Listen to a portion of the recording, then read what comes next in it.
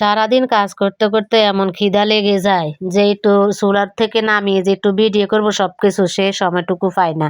আসসালামু আলাইকুম, কেমন আছেন সবাই? এই তো রান্নাবাড়ি শুরু করে দিলাম, তাই আপনাদের সাথে শেয়ার করব। এখানে পেঁপে আর ডাল সুন্দর মতন মাখিয়ে বসিয়ে দিয়েছি, প্রেসার কুকারে সিটি দিয়ে দিচ্ছি যাতে তাড়াতাড়ি হয়ে যায়। তো ২-৩ সিটি দিয়েছি, সিদ্ধ হয়ে গেছে। আর এখান দিয়ে রসুন, শুকনা মরিচ আর জিরা দিয়ে ভাগার দিয়ে নামিয়ে নিলাম। এই যে চুলার পরে ভাগার দিয়ে আবার একটু নাড়াচাড়া করে নিচ্ছি।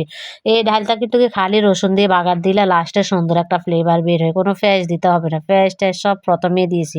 তো এখান দিয়ে আমি আরও একটা কিন্তু রান্না চাপিয়ে দিয়েছি, ডালটা নামিয়ে। ডালটা তো হয়েই গেল। তো এখান দিয়ে পেঁয়াজ কাঁচামরিচ দিয়ে একটু নাড়াচাড়া করে পেঁয়াজটা যখন একটু হালকা ভাজা হয়েছে তখন আমি এর মধ্যে মশলা দিয়ে দিয়েছি, আদা রসুন জিরা বাটা মরিচের গুঁড়া হলুদের গুঁড়া সব একসাথে পানি দিয়ে গুলিয়ে দিয়ে দিয়েছি।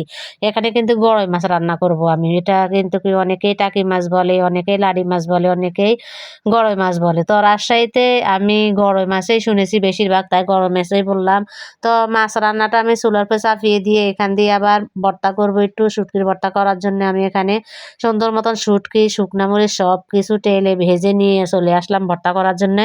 এখান থেকে আমার মাছটা কিন্তু অলরেডি হয়ে গেছে, নামিয়ে নিয়েছি। তো ভর্তাটা করে নিচ্ছি তাড়াতাড়ি করে। আসলে আমার ছোট স্ট্যান্ডটা ভেঙে গেছে, এই জন্য ফুল ভিডিও করতে পারি না। হাতে করে একটু মোবাইল হাতে করে নিই, তারপরে ভিডিও করি। এর জন্য হাতে একটু কাঁপা কাঁপা ভিডিওটা হচ্ছে, তাই ভিডিওটা তেমন একটা সুন্দর হয় নাই। তো ধনিয়া পাতা দিয়ে পেঁয়াজ আর লবণ দিয়ে সুন্দর মতন মেখে তারপরে নামিয়ে নিচ্ছি। আসলে ধনিয়া পাতা দিলে কিন্তু ভর্তাটার স্বাদ অন্যরকম হয়। তো আমার হয়ে গেল শুটকির ভর্তা। ভর্তাটা তুলে নিব। আসলে ভর্তা করার পরে পাটাতে একটু ভাত মেখে না খেলে হয়, সেটার স্বাদই তো কিন্তু আলাদা। তো আমি আবার অল্প একটু গরম গরম ভাত নিয়ে আসলাম, নিয়ে এসে পাটাতে মেখে খাইয়ে নিলাম। তো এরপরে কিন্তু আমি আবার একটু ধুন্দুলের ভর্তা করে নিচ্ছি। আসলে ধুন্দুলের ভর্তা কিন্তু বাটিতে আমি হাতেই করি। তো আজকা পাটার উপরে যখন ভর্তা করেছি শুটকির, তাই ভাবছি পাটার উপরে হাত দিয়ে মেখে করে নিই। মানে ধুন্দুলটাকে একটু শিল দিয়ে হালকা ডলা দিয়ে নিয়েছি। মানে এখানে কিন্তু ফুল মিহি করি না। ফুল মিহি করলে কিন্তু ভালো লাগবে না ভর্তাটা। তো পেঁয়াজ আর শুকনা মরিচ দিয়ে সুন্দর মতো মেখে লবণ টবণ দিয়ে ধুন্দুলের ভর্তাটা করে নিলাম। লাস্টে একটু সরিষার তেল দিয়ে দিয়েছি। ধুন্দুলের ভর্তাটা দেখে আমার মুখে পানি চলে আসলো, মনে হয় যে আবার খাই এখন। আসলে ভিডিও তো করেছি ২-৩ দিন আগেই, কিন্তু এখন আবার দেখে মুখে পানি চলে আসলো। তো আর রান্নাবাড়ি শেষে চলে আসলাম যে আমি এখন ফুল ভিডিও নিব সব কিছুর, সেটা কিন্তু আমার মনে নেই। আমি কিন্তু খাওয়া দাওয়া করতে বসে গেলাম। আসলে এমন ক্ষুধা লেগেছে যে কি বলবো। তো তাড়াতাড়ি করে প্লেট লোবো, তো স্টিলের প্লেটেই বসে গেছি। আসলে চেঞ্জ করার কোনো টাইম নাই। ক্ষুধা লাগলে কোনো কিছু কি আর মন মানে। তো প্রথমেই কিন্তু আমি ধুন্দুলের ভর্তা দিয়ে খাওয়া দাওয়া শুরু করে দিয়েছি।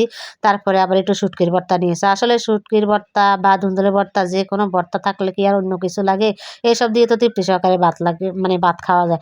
লাস্টে কিন্তু আমি অল্প একটু নিব, মানে মাছের তো মানে ভুনা নিব। যে গরই মাছ ভুনা করেছি ওই মাছের একটু ভুনা নিয়ে আপনাদেরকে দেখাবো।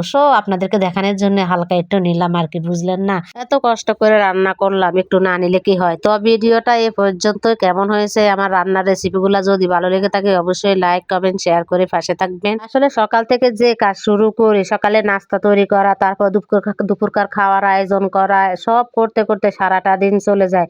তাই কারোর ভিডিওতে তেমন একটা যেতে পারে না। আমি রান্নার ফাঁকে ফাঁকে ভিডিও দিই, পোস্ট করি, এতে কিন্তু আমার সময় পার হয়ে যায়। তো ভিডিওটা এ পর্যন্তই। সবাই ভালো থাকুন, সুস্থ থাকুন। আল্লাহ হাফেজ।